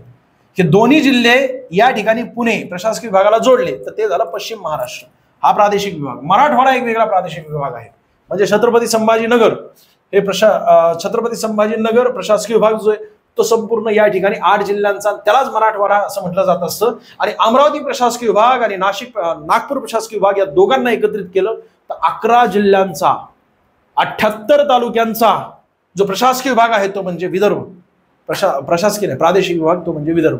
म्हणजे एकूण प्रादेशिक विभाग किती झाले तर 5, आणि प्रशासकीय विभाग किती झाले तर 6। यातील सर्वात छोटा खानदेश, केवळ 3 जिल्हे, नंदुरबार, त्यानंतर धुळे आणि मग नंतर जळगाव, ठीक आहे। पुढे जाऊया. या ठिकाणी हे प्रशासकीय विभाग आहेत, या ठिकाणी प्रादेशिक विभाग आहेत. दोघांमधील फरक नीट समजून घ्या. हे प्रादेशिक विभाग वेगळे आहेत, प्रशासकीय विभाग वेगळे आहेत. पुढे जाऊया. आणि फरक तेवढाच आहे की इथे हे 2 जिल्हे जर या ठिकाणी समाविष्ट केले तर हा झाला पश्चिम महाराष्ट्र, हा झाला 3 जिल्ह्यांचा तो म्हणजे खानदेश. बाकी या ठिकाणी मराठवाडा. या ठिकाणी हे दोन्ही प्रशासकीय विभाग एकत्रित करायचे. याचे 5 जिल्हे, याचे 6 जिल्हे झाले 11 जिल्हे. यालाच विदर्भ प्रशासकीय प्रादेशिक विभाग असं म्हणतात आणि हे कोकण प्रादेशिक विभाग. ठीक आहे. पुढे जाऊया. पुढचा मुद्दा तो म्हणजे सांची स्तूप मुळात कधी उभारण्यात आलेला आहे. सिंधू संस्कृती थोडा बहुत अभ्यास कर, वैदिक संस्कृती थोडा बहुत अभ्यास कर. थोडा बहुत म्हणजे 2-3 पॉईंट तुला विचारले जात असतात. पुढे येतं 16 महाजनपद आणि 16 महाजनपदातील अत्यंत महत्वाचं महाजनपद जे ते म्हणजे मगध साम्राज्य.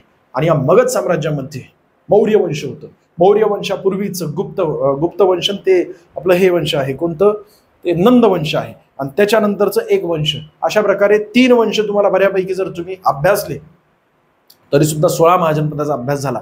पण मौर्य वंशाच्या काळात चंद्रगुप्त मौर्य हे संस्थापक होते. त्यांचे नातू अशोक, कोण तर सम्राट अशोक, ज्यांनी 16 महाजनपदाचा विस्तार केला होता. अखंड भारतावर ज्यांनी राज्य केलं होतं. चंद्रगुप्त मौर्य आणि चाणक्य यांचं स्वप्न ज्यांनी पूर्ण केलं होतं. आणि शेवटी ज्यावेळेस त्यांनी शस्त्र त्यागून दिले कलिंग युद्धानंतर, इसवी सन पूर्व 300 मध्ये ते कलिंग युद्ध झालं होतं. त्यानंतर भारी मारकाट झाली होती. लांब पर्यंत ते मुर्दे बघितले होते. त्यानंतर मग त्यांना 18 दिवस झोप नाही आली.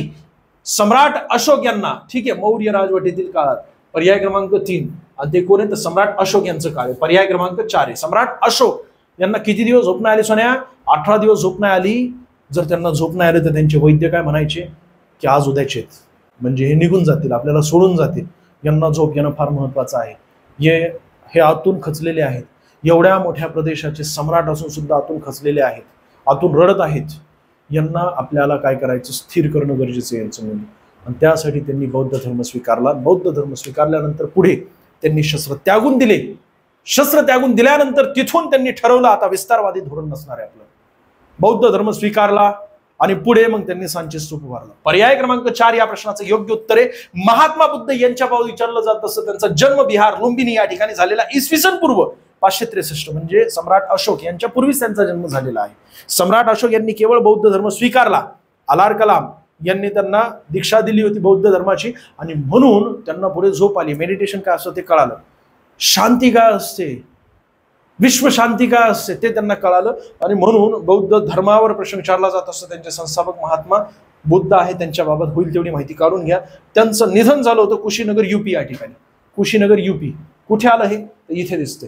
त्यांच्यासोबतच महावीर स्वामी यांच्यावर विचारलं जात असतं. जैन धर्माचे ते संस्थापक आहेत.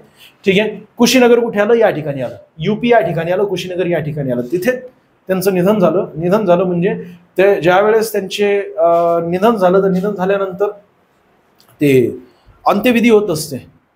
तर ते अंत्यविधी झाल्यानंतर त्यांच्या शरीराचे अवशेष 8 भागांमध्ये विभाजित करण्यात आलं. सर्वात महत्वाचे जे शरीराचा अवशेष आहे ते सांची स्तूप मध्ये ठेवण्यात आलं. या ठिकाणी हे कुशीनगर आहे, कुशीनगरचं मंदिर आहे. इथे सांची स्तूप ज्या ठिकाणी मंदिर आहे त्या ठिकाणी अशा प्रकारे गौतम बुद्ध यांची मूर्ती दिसते तुम्हाला. इथे सांची स्तूप मध्ये ठेवण्यात आलेले. इथे आतमध्ये तुम्ही गेलात की तिथे तुम्हाला विश्वशक्ती काय असते त्याची अनुभूती होईल. अनुभूती म्हणजे तिथे तुम्ही अनुभवाल. मेडिटेशन करायला बसला की केवळ 1 ते 2 मिनिटांमध्येच तुम्ही त्या लेवलपर्यंत जाल. मन शांत होऊन जाईल तुमचं. तिथे कसलाच विचार येत नाही. या ठिकाणी फक्त तुम्ही प्रवेश करा, याच्या आवारात विचार सगळे स्टॉप होऊन जातात. तुला ती रात्रभर ऑनलाईन होती किंवा तिला तो मेसेज केला, तिने मेसेज सुद्धा बघितला नाही किंवा तिची रिप्लाय येईना किंवा तिने सगळीकडून ब्लॉक केलेलं आहे, आता तिची प्रोफाईल फोटो सुद्धा तुला दिसाना, तर तसले काही विचार येणार नाहीत तुला. तुला फक्त आणि फक्त मन शांती होऊन जाईल.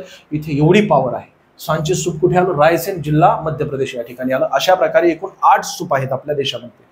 हे स्तूप उभारले गेलेले अशोकजी यांनी उभारले. बाकी 8 स्तूप वेगवेगळ्या कालावधीमध्ये उभारले गेलेले आहेत. खालीलपैकी कोणता पर्जन्यवृष्टीचा एक प्रकार नाही? पर्जन्यवृष्टीचा प्रकार प्रतिरोध प्रकारचं पर्जन्य असतं. म्हणजेच काय तर वारे अडवले जात असतात पर्वताद्वारे, त्यामुळे पर्वतावर पाऊस पडत असतो. पर्वताच्या जिथून वारे आलेले त्याच्या विरुद्ध दिशेला पाऊस पडत असतो, जसं की आपलं कोकण आहे. पुढचं म्हणजे चक्रीवादळे, त्यालाच आवर्त प्रत्यावर्त पाऊस असं म्हटलं जात असतं. तिसरं आहे सागरी पर्जन्य. असलं काही नसतं. म्हणून पर्याय क्रमांक 3 या प्रश्नाचं योग्य उत्तर आहे. चौथं काय दिसतं तुम्हाला? आरोह पर्जन्य असतं. आरोह पर्जन्य जे आहे ते त्याला हे म्हणतात काय म्हणतात, अभिसरण पर्जन्य असं म्हटलं जात असतं. इथे आणलेलं मी सगळं. अरे तुझ्याच पुस्तकातील हे स्टेट बोर्ड मध्ये दिलेलं बऱ्यापैकी आरोह पाऊस अशा प्रकारे असतो, म्हणजे वारे सरळ वर जात असतात, कारण जमीन तापते म्हणून वारे हलके होत असतात, वर जात असतात, आणि वर गेल्यानंतर मग पाऊस पडत असतो, कारण वर गारवा असतो, त्याचं रूपांतर मग पाण्यात होत असतं. इथे हे ढग येतात समुद्राकडून, हे पर्वत आडवतात, म्हणून या ठिकाणी पाऊस पडत असतो. कुठे तर या ठिकाणी. ठीक आहे, इथे पाऊस पडतोय का, तर काही प्रमाणात पर्वतावर पडत असतो, परंतु त्याच्या पुढे पाऊस पडत नाही. हे आवर्त पाऊस म्हणजेच काय, चक्रीवादळासारखं पाऊस असते. कारण फेरेलच्या नियमानुसार उत्तर गोलार्धामध्ये स्वतःच्या दिशेला वारे उजव्या दिशेने वाहत असतात, म्हणजे सरळ वाहत नाहीत, ते उजव्या दिशेने असे पळत असतात, आणि म्हणून चक्रीवादळ उत्तर गोलार्धामध्ये अशा प्रकारे येतं. त्याला आवर्त असं म्हणतात. प्रत्यावर्त म्हणजेच काय, तर डाव्या दिशेने वारे फिरत आहेत, विरुद्ध दिशेने वारे फिरत आहेत, ते दक्षिण गोलार्धामध्ये असतात. तुम्हाला विचारलं जाऊ शकतं की उत्तर गोलार्धामध्ये वारे कोणत्या दिशेला फिरत असतात, दक्षिण गोलार्धामध्ये कोणत्या दिशेला, स्वतःच्या उजव्या दिशेला. म्हणून उत्तर गोलार्धामध्ये आवर्त चक्रीवादळ येत असतं आणि बर्फवृष्टी होत असते बरं का या ठिकाणी. हे कन्सेप्च्युअल तुला नीट समजून सांगावं लागेल की का बर्फ पडत असतो. बघ ना, उन्हाळ्यात बर्फ पडतो, त्याचं कारण काय, जसं उंचीला जाऊ तसं टेम्परेचर कमी कमी होत जात असतं. आता ज्या वेळेस जमीन, लय डीप मध्ये जावं लागेल पुढे जाऊन, हे तुझ्या स्टेट बोर्ड मधलं आहे. इथे पाणी तापलं, पाणी तापल्यानंतर त्याच्या ढगांमध्ये रूपांतर झालं. हे पर्वत आहेत, पर्वत आडवत आहेत, कोण सह्याद्री पर्वत, म्हणून पर्वतावर पाऊस पडतोय. इथे सुद्धा पाऊस पडतोय, कुठे कोकणामध्ये. इथे अचानक पाऊस एकदम कमी होत असतो, इथे पांढरा दिसतोय का ढग, म्हणजे अतिशय कमी पाऊस झालेला आहे. मग पुन्हा पाऊस वाढत असतो, पूर्वेकडील सखल प्रदेशामध्ये मोठ्या प्रमाणात पुन्हा एकदा पाऊस पडत असतो. हे आपला अख्ख्या महाराष्ट्राची भूमी, या ठिकाणी सह्याद्री पर्वत, या ठिकाणी कोकण, या ठिकाणी जे पश्चिम महाराष्ट्र तुम्हाला मगाशी बोललो ना मी, तेच पश्चिम महाराष्ट्र. त्यामध्ये नाशिक येतं, त्यामध्ये अहिल्यानगर येतं, पुणे, सातारा, सांगली, सोलापूर, कोल्हापूर, पाच म्हणजे 5 ते जिल्हे. पुढे जाऊया. पुढचा मुद्दा तो म्हणजे which of the following is not a fundamental duty mention in the Indian constitution. आता फंडामेंटल ड्युटी म्हणजेच काय असतं, आपलं कर्तव्य असतं. कर्तव्य आपल्या राज्यघटनेमध्ये ज्यावेळेस अस्तित्वात आले त्यावेळेस सुरुवातीला नव्हते. 1976 मध्ये 44 घटना दुरुस्ती झाली. सुवर्णसिंग समितीच्या शिफारशीवरून कर्तव्य त्यामध्ये समाविष्ट करण्यात आली. सुवर्णसिंग शिफारशीनुसार एकूण त्यांनी 10 कर्तव्य सांगितली होती, परंतु त्यांच्या शिफारशीवरून 8 कर्तव्य इंदिरा गांधी सरकारने घेतली आणि स्वतः 2 कर्तव्य त्यामध्ये समाविष्ट केली. झाले किती, 10 कर्तव्य. यांनाच फंडामेंटल ड्युटी असं म्हटलं जात असतं. त्यामध्ये 86वी घटना दुरुस्ती 2002 मध्ये झाली. शिक्षणासंबंधीचं कर्तव्य त्यामध्ये समाविष्ट करण्यात आलं. इथपर्यंत तुमच्या लक्षात आलं असेल. आता आपल्याला काय विचारलं गेलेलं आहे, इंग्लिश मधून आपल्याला हे वाचायचे कर्तव्य एकूण किती, 11 आहेत. 11 कर्तव्यांपैकी कोणतं कर्तव्य या ठिकाणी दिसत नाहीये आपल्याला, बरोबर आहे ना. जसं की पहिलं बघा, to promote scientific temper and spirit of equality. म्हणजेच काय, तर वैज्ञानिक दृष्टिकोन ठेव सोन्या, येण्यासारखं वागू नकोस. वडाच्या झाडाखाली काय आढळून दिसते, रात्री दिसते, हे सगळं काय तुझं वैज्ञानिक दृष्टिकोन नाही, अंधश्रद्धा आहेत, भूतप्रेत आहेत. वडाच्या झाडाखाली दगड ठेवलेला असतो, त्याला भगवा कलर दिलेला असतो, मग लगेच तू त्या ठिकाणी काय करत असतो, हळदी कुंकू वाहतो आणि काय म्हणतो, तिचा एक मिस कॉल यावा, काही करून मला मिस कॉल यावा, काही करून माझं रिप्लाय द्यावं तिने. अरे ती रिप्लाय देणार नाही सोन्या. लय जणांचे मेसेज पेंडिंग आहेत त्याच्याकडं. तू म्हणजे काहीतरी विशेष करणं गरजेचं आहे ना, आणि तू त्या ठिकाणी दगडाजवळ डोकं आपटत असतो. तसलं काय असतं का, नाही. वैज्ञानिक दृष्टिकोन ठेव. आणि हे ड्युटीज मध्ये दिलेले, कितव्या नंबरची ड्युटी आहे या ठिकाणी दिसते बघ तुला, काय वैज्ञानिक दृष्टिकोन 9व्या क्रमांकाची ड्युटी आहे. कितवी ही, 9व्या क्रमांक. ड्युटी म्हणजेच काय, कर्तव्य असतं तुझं देशाप्रती. हे कर्तव्य येण्यासारखं वागू नको म्हणता येत. ते पुढचं कर्तव्य तुझं बघ या ठिकाणी दिसतंय, to participate in elections by casting votes. काय असं दिलेलं आहे का, नाहीये. म्हणजेच काय, की तुला मतदान करायचं हे तुझं कर्तव्य आहे का, जातीनिहाय तू त्या ठिकाणी मतदान करायला पाहिजे असं काय तुझं कर्तव्य आहे का, तसलं काही दिलेलं नाही. 11 कर्तव्यांपैकी पुढचं कर्तव्य या ठिकाणी दिसतंय तुला, to protect and improve the natural environment. म्हणजे एन्व्हायरमेंट आपलं काय करायचं, आपल्याला पर्यावरणाचं संरक्षण करायचं. 6व्या क्रमांकाचं हे कर्तव्य. कितव्या क्रमांकाचं सोन्या, 6व्या क्रमांकाचं. हे 9व्या क्रमांकाचं कर्तव्य आहे. हे कर्तव्य तू वाचायला पाहिजेत. जरी परीक्षेत विचारले नाही, विचारतायत 100%, तुला वाचायलाच पाहिजे, तुझ्या अभ्यासाशी निगडीत आहेत. पण जरी विचारले नसते तरी सुद्धा तुला हे सगळे कर्तव्य तुला माहिती असायला पाहिजेत. नेमके काय आहे, तर पर्यावरण, वन्यजीव यांचे रक्षण करणे व प्राणी मात्रांना दयाभाव ठेवणे, हे असं कर्तव्य 6व्या क्रमांकाचं समाविष्ट करण्यात आलेलं आहे. पुढचं कर्तव्य काय, to respect the national anthem. म्हणजे आपलं जे जनगणमन आहे, राष्ट्रगीत, अँड द नॅशनल फ्लॅग. म्हणजेच आपलं राष्ट्रध्वज यांचं रिस्पेक्ट करायचं आहे बघ. संविधान, राष्ट्रगीत, राष्ट्रगान यांचा आदर करणे हे पहिल्या क्रमांकाचं कर्तव्य आहे तुझं. ठीक आहे. 1, 6 आणि 9 हे तीनही कर्तव्य या पर्यायामध्ये दिलेले आहेत, परंतु मतदान करण्याचं तुझं कर्तव्य आहे असलं काही नाही. सुवर्णसिंग समितीने सांगितलं होतं 10 कर्तव्यांपैकी एक कर्तव्य त्यामध्ये होतं मतदानाचं, पण ते काढून टाकलं. कुणाद्वारे? इंदिरा गांधी यांच्याद्वारे. 2 नव्याने कर्तव्य समाविष्ट केलेले आहेत, पण मतदानाचं कर्तव्य हे बाजूला काढून टाकलं होतं. पुढे जाऊया. भाग 4 अ मध्ये समाविष्ट केले. 51 अ कलमामध्ये 11 कर्तव्य आहे. 11वं कर्तव्य के नंबरचं कर्तव्य, A to K. पुढे जाऊया. 1857 स्वातंत्र्य समर, the Indian war of independence, 1857 1857 हे पुस्तक कोणी लिहिलेलं आहे तुला विचारलं जातंय बरं का. आणि त्यासाठी तुला त्याच्या मागची पार्श्वभूमी माहिती असायला पाहिजे की 1857चा उठाव का झाला होता. काही कारण आहेत, राजकीय कारण आहे, आर्थिक कारण आहे, त्यानंतर मग सामाजिक कारण आहे. धर्म, जात, लिंग, परंपरा यांच्यामध्ये हस्तक्षेप केला गेला होता सरकारकडून. सरकार म्हणजेच कोण? ब्रिटिशांकडून. ख्रिश्चन मिशनरी आपल्या देशामध्ये आले होते. त्यानंतर त्यांच्याकडून टॅक्स जे वसूल केला जातो ना भारतीयांना तळागाळाकडून, तर वेगवेगळे टॅक्स गोळा करायचे. कर पद्धती जे होते, कायमधारा पद्धत, रयतवारी पद्धत आहे, त्यानंतर मौजेवारी पद्धत आपल्या महाराष्ट्रात होती, आणि महालवारी पद्धत आहे. वेगवेगळ्या पद्धती जे, त्यामुळे शेतकऱ्यांना मोठ्या प्रमाणात शोषण केलं गेलं. मध्यस्थी जो होता ना आपला भारतीय व्यक्तीच होता तो जमीनदार, त्याने तर 70% म्हणजे 100 रुपये जर तू कमवले ना सोन्या, तर 70 रुपये तो टॅक्स म्हणून गोळा करायचा, 30 रुपये तुला द्यायचा. एवढी भयानक परिस्थिती करून ठेवली होती. तुझी जागा सगळी हिरावून घेतली होती, तिने स्वतःच्या नावावर करून घेतली होती. एका एका जमीनदाराच्या नावावर 1,000 हेक्टर, एकर नाही म्हणत, हेक्टर. हेक्टर म्हणजे किती झाले? 2.5 एकर म्हणजे 1 हेक्टर झालं. 1,000 हेक्टर एवढ्या मोठ्या प्रमाणात जागा. ते विनोबा भावे जर नसते तर आज मोठ्या प्रमाणात यांच्याकडे जागा असते. भूदान चळवळ त्यांनी सुरू केली, यामुळेच तर सुरू केली ना. जमीनदारला नालायक लोक होते, आपल्याच देशाची होती, आणि त्यांच्यामुळे शेतकऱ्यांमध्ये असंतोष पसरला होता. आणि म्हणून 1857चा उठाव तत्काळ कारण जर म्हटलं तर ते जे बुलेट आहे तुम्हाला माहिती ना, आज तुम्ही बघता बुलेट, त्या बुलेटवर बंदूक असते, आणि ती बंदूक जी आहे ना, म्हणजे जुन्या बुलेटवरती बंदुकीचं चित्र आहे, आणि ती रॉयल एनफिल्ड नावाची ती बुलेट असते. बुलेट म्हणजेच त्या बंदुकीचं नाव होतं. त्या बुलेटमध्ये किंवा त्या बंदुकीमध्ये स्वतः कारतूस तोंडाने तोडायचं आणि त्या आतमध्ये भरायचं आणि ते कोंबायचं, मग नंतर एक गोळी मारायची. पण ते कारतूस डुकराची आणि गायीच्या चरबीने बनवले. यामध्ये हिंदू धर्मीय लोक दुखावली आणि मुस्लिम धर्मीय लोक सुद्धा दुखावली, आणि त्यामुळे ते उठाव लगेच तत्काळ कारण आहे. पण त्याच्यापूर्वीचे वेगवेगळे कारण तुला समजून घ्यावे लागतील. यालाच आपला इतिहास म्हणतात. 1857चा उठाव झाला होता, परंतु या उठावाचं वर्णन वेगवेगळ्या लोकांनी वेगवेगळं केलेलं आहे.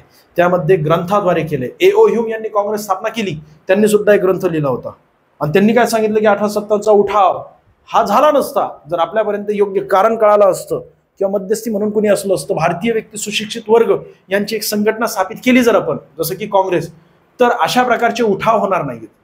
म्हणजे हा असंतोष काँग्रेस आपल्यापर्यंत पोहोचवेल, आणि म्हणून काँग्रेसची स्थापना करावी असं ब्रिटिशांनीच प्रयत्न केले होते. लॉर्ड डफरिन यांच्याकडे गेले होते ते A.O. ह्यूम. म्हणून वेगवेगळ्या लोकांनी वेगवेगळे ग्रंथ लिहिले, तर त्यामध्ये 1857च्या उठावाचा अभ्यास केलेला आहे, वर्णन केलेलं आहे.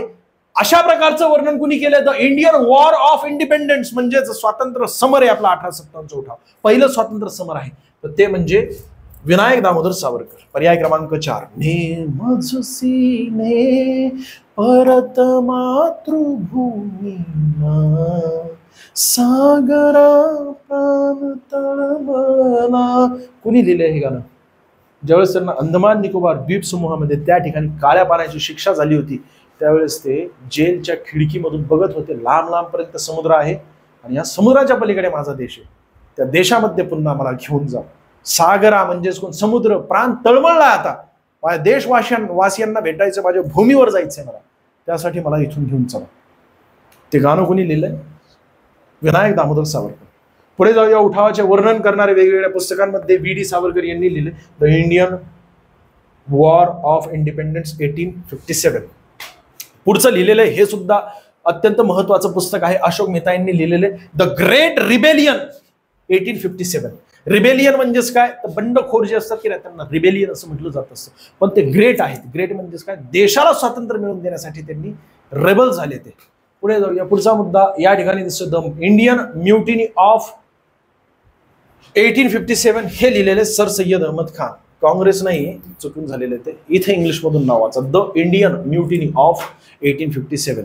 सर सय्यद अहमद खान, ज्याप्रमाणे राजाराम मोहन रॉय पहिले व्यक्ती आहेत हिंदू धर्मातील, हिंदू धर्मामध्ये प्रबोधन घडविणारे, त्याचप्रमाणे मुस्लिम धर्मामध्ये प्रबोधन घडविणारे लोक, त्यामधील पहिले व्यक्ती समाज सुधारक ते म्हणजे या ठिकाणी दिसतात तुम्हाला, त्यांचं नाव आहे सर सय्यद अहमद खान. पुढे जाऊया बघा. जून 2023 पर्यंत उपलब्ध असलेल्या माहितीच्या आधारे खालीलपैकी कोणती संविधानिक संस्था नाहीये. संविधानिक म्हणजे आपल्या राज्यघटनेमध्ये ज्या संस्थेचा उल्लेख आहे, जसं की केंद्रीय लोकसेवा आयोग आहे, जसं की निवडणूक आयोग आहे, जसं की मानव अधिकार आयोग आहे का रे मानव अधिकार आयोग? नाहीये सोन्या. त्यासाठी वेगळं कलम केलेलं आहे, वेगळं ते ऍक्ट केलं आहे 1992चा, आणि त्यानुसार ती वैधानिक संस्था. वैधानिक संस्था म्हणजे वेगळा ऍक्ट केलेला आहे, त्याचं संविधानामध्ये तरतूद नाहीये.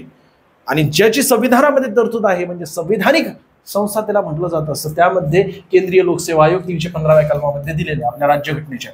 भारतीय निवडणूक आयोग 324व्या कलमामध्ये दिलेलं आहे. त्यानंतर राष्ट्रीय हरित न्यायाधिकरण हे 2010 मध्ये स्थापित करण्यात आले, 2010 मध्ये कायदा करण्यात आलेला आहे. आणि त्यानुसार अशा प्रकारचं न्यायाधिकरण स्थापित करण्यात आलेलं आहे. म्हणजेच काय, ते एखाद्याने समजा शिकार केलं, तू त्याला उचलला, बरोबर आहे ना, अगोदर टोले द्यायचा बरं का. कुणी असेल, तू आता वनरक्षक म्हणून त्या ठिकाणी जाशील, तर सुंदर असं माहोल असतं, चारी बाजूने चिमण्या वगैरे, त्यात कोणीतरी शिकार करणारा असतो, प्राण्यांची शिकार, हरण म्हणा यांची शिकार करणारा. ते धरला ना तू, त्याला अगोदर ठोके द्यायचे, लय ठोके दिले, तुझ्यासोबत 4-5 जण असतात, लय ठोके दिले, उलटा टांगला, ठोके दिले, आणि मग नंतर त्याला कुठे न्यायालयात हजर करायचं. पण तुमचं न्यायालय कोणतं असतं? राष्ट्रीय हरित न्यायाधिकरण असतं. कळालं का तुला? आणि तिथून मग त्याला शिक्षा दिली जात असते. पुढे जाऊया. पुढचा मुद्दा, हे वैधानिक नाहीये. वैधानिक आहे, आपल्या राज्यघटनेमध्ये याबाबत तरतूद नाही. कायदा कोणता आहे? 2010चा. हे तुला माहितीच असायला पाहिजे. राज्य लोकसेवा आयोग. राज्य लोकसेवा आयोग जसं असतं राज्यांसाठी, तसं केंद्रामध्ये केंद्रीय लोकसेवा आयोग असतं. यांचं काम काय? प्रशासकीय अधिकारी नियुक्त करत असतात, ते शिफारस देत असतात. कुणाला शिफारस देत असतात? तर हे राज्य लोकसेवा आयोग राज्यपालांना शिफारस देत असतात. मग राज्यपाल अपॉइंटमेंट देत असतं, किंवा MPSC मधून एखादं सिलेक्शन झालं असेल तर अपॉइंटमेंट लेटर राज्यपालांची सही असते त्याच्यावर. आणि केंद्रीय लोकसेवा आयोगामध्ये तिथून जर माझं सिलेक्शन झालं, IAS IPS किंवा IFS वेगवेगळे असतात ना पोस्ट, तर स्वतः राष्ट्रपतींचं अपॉइंटमेंट लेटर माझ्या घरी येत असतं. मग नंतर मी ट्रेनिंगला जातो. म्हणजेच काय, तर प्रत्यक्षात माझी नियुक्ती कोण करतं? राष्ट्रपती करतं, जर मी केंद्रीय लोकसेवा आयोगामधून निवडून झालो तर.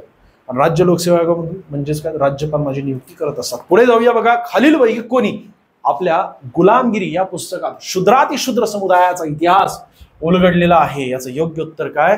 महात्मा ज्योतिबा फुले. महात्मा ही पदवी मुंबईच्या लोकांनी त्यांना दिली होती.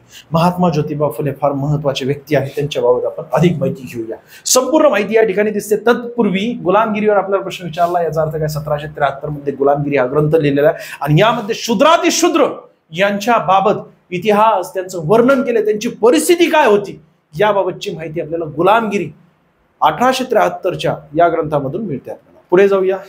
पुढचा मुद्दा तो म्हणजे हे शेतकऱ्यांचा असून शेतकऱ्यांची दयनीय परिस्थिती. सार्वजनिक सत्यधर्म म्हणजेच काय? सत्यशोधक समाजाची स्थापना केली होती ना. सत्यशोधक समाजाला नीट समजून घ्यायचं असेल तुम्हाला, त्यांची तत्वे काय असतात, त्यांचा इतिहास काय, सर्व काय सार्वजनिक सत्यधर्मामध्ये मिळेल तुम्हाला. परंतु हा ग्रंथ जो आहे तो महात्मा ज्योतिबा फुले यांच्या निधनानंतर प्रकाशित झाला, म्हणजे पब्लिश झाला होता. पण खऱ्या अर्थाने महात्मा ज्योतिबा फुले यांनी आपल्या शेवटच्या आयुष्याच्या कालावधीमध्ये त्यांनी हा ग्रंथ लिहिलेला आहे. बाकी त्राटी का किसान का कोडा म्हणजेच का शेतकऱ्यांचा आसूड हे ट्रान्सलेट केलं गेलेलं आहे. तृतीय रत्न हे ग्रंथ आहे. पुढे जाऊया बघा. त्यांचा जन्म किंवा संपूर्ण सगळी का माहिती या ठिकाणी दिसते. याचा स्क्रीनशॉट काढून घे सोन्या. विचारलं जातं बरं का सहळच्या भरतीमध्ये, स्क्रीनशॉट काढून घ्यायचं. त्यानंतर या ठिकाणी महत्वाचे कार्य, यामध्ये तुम्हाला 100% प्रश्न विचारले जात असतात. इथे लेखनामध्ये आपण आता बघितलं. त्याचसोबत इथे जे दिसतात ना ही नावं, BR आंबेडकर, महात्मा ज्योतिबा फुले हे दोन व्यक्ती, त्यासोबत तुम्हाला राजाराम मोहन रॉय, न्यायमूर्ती रानडे, महर्षी धोंडो केशव कर्वे, लोकमान्य टिळक, आगरकर, चिपळूणकर, भांडारकर, शंकर शेठ यांच्याबाबत माहिती काढून घ्या. आणि सर्वात महत्वाचे म्हणजे सगळेच फार महत्वाचे आहेत. शेवटचं नाव मी तुम्हाला सांगतो बघा, राजश्री शाहू महाराज. होईल तेवढी माहिती काढून घ्या. हे महत्वाचे व्यक्ती आहेत, समाज सुधारक, यांच्याबाबत माहिती घ्या. बाकी आपलं लेक्चर आजचं कसं होतं नक्की सांगा. आपण एक बॅच लॉन्च केलेली आहे, वनरक्षक ऑनलाईन बॅच. मराठी, गणित, बुद्धिमत्ता, GK आणि इंग्रजी सर्व काही विषय आपण TCS IBPS पॅटर्न नुसार शिकवत आहोत. कालावधी 1 वर्षांचा आहे सोन्या.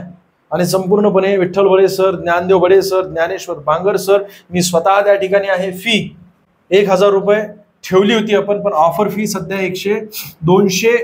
277 आहे सध्या. जर आता तुम्हाला बॅच जॉईन करायची असेल तर उद्या 300 रुपये होईल, परवा दिवशी 500 रुपये करणार आहोत आम्ही या ठिकाणी तयार केलेले अशा प्रकारे. आणि ऍप म्हणजे जॉईन करायचं असेल तर ऍप इन्स्टॉल करा. काय डाऊट असतील तर या ठिकाणी तुम्ही संपर्क साधू शकता. हे सर्व काही जे काही क्वेश्चन आन्सर चालू आहेत ते फ्री आहेत. याच्या पुढे आपण तलाठीचे प्रश्न घेणार आहोत, मॅथमॅटिक्सचे प्रश्न, मॅथमॅटिक्स रिझनिंग तुम्हाला वनरक्षक मध्ये कशा प्रकारे आले होते ते सुद्धा आपण घेतलेले आहेत, ते सुद्धा तुम्ही बघू शकता. आज मी कालच पहिला रेकॉर्ड केला होता, आज दुसरा रेकॉर्ड करणार आहे. संध्याकाळी पुन्हा मी भेटणार आहे. आपल्या बॅचचे जे विद्यार्थी आहेत, जे ऑनलाईन आहेत, सध्या लाईव्ह मला बघत आहेत ना, त्यांच्यासाठी एक माहिती महत्वाची की संध्याकाळी मी पुन्हा येणार आहे. जास्तीत जास्त तुमचा प्रतिसाद असावा. बाकीचे विद्यार्थी ज्यांना काही डाऊट असतील तर त्यासाठी मी कमेंट्स ऑन करतो, डिस्कस करूया आपण. ठीक आहे. बाकी युट्यूब आणि वेगवेगळ्या प्लॅटफॉर्मवर त्यांना मनापासून धन्यवाद. थांबूया आपण बाकीचे विद्यार्थी.